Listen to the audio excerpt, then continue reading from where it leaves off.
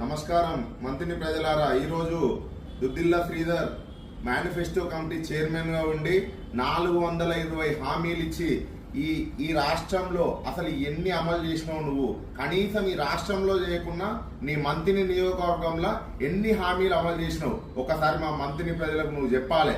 సింగరేణి కార్మికులకు బోనస్ సంచి పెంచినా అని చెప్పేసి కొత్త పాట ఎత్తుకున్నావు, పెట్టినావు. నువ్వు బోనస్ బాబు కాదు, బోగస్ బాబు.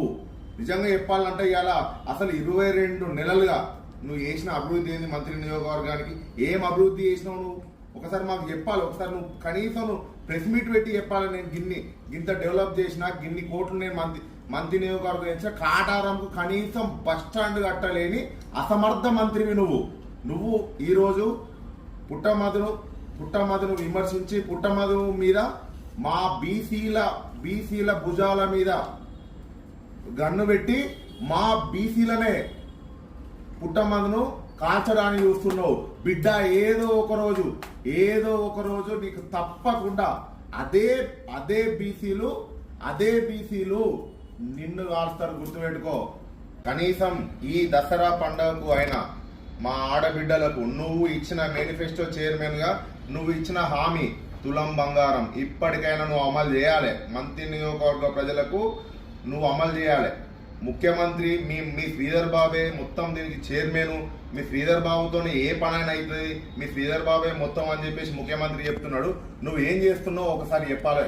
కనీసం 2500 కూడా మా మహిళలకు నువ్వు ఇచ్చిన హామీ, మేనిఫెస్టోలో నువ్వు పెట్టిన హామీ నెలకు 2500 రూపాయలు ఇస్తా అని మా ఆడబిడ్డల మోసం చేసిన చరిత్ర నీకే దక్కుతుంది. నువ్వు మంత్రివర్గంలో నెంబర్ 2 అని చెప్పేసి ఇక్కడ మా బహుజన బిడ్డలు చెప్పుకొని తిరుగుతారు. నెంబర్ 2 అంటే ఏదో పెద్ద గొప్పగా చేస్తారని చెప్పేసి అంటున్నారు. కానీ నీతో ఏది కాదు. ఈ మంత్రి నియోజకవర్గానికి గత ప్రభుత్వంలో కేసీఆర్ గారి హయాంలో చేసిన అభివృద్ధి, పుట్టమదన్న గారి అభివృద్ధి తప్ప నీతో ఏది కాదు.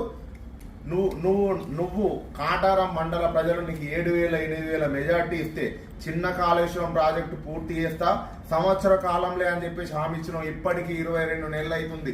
ఏం చేస్తున్నావు నువ్వు? నిన్ను ప్రశ్నించడం లేడా?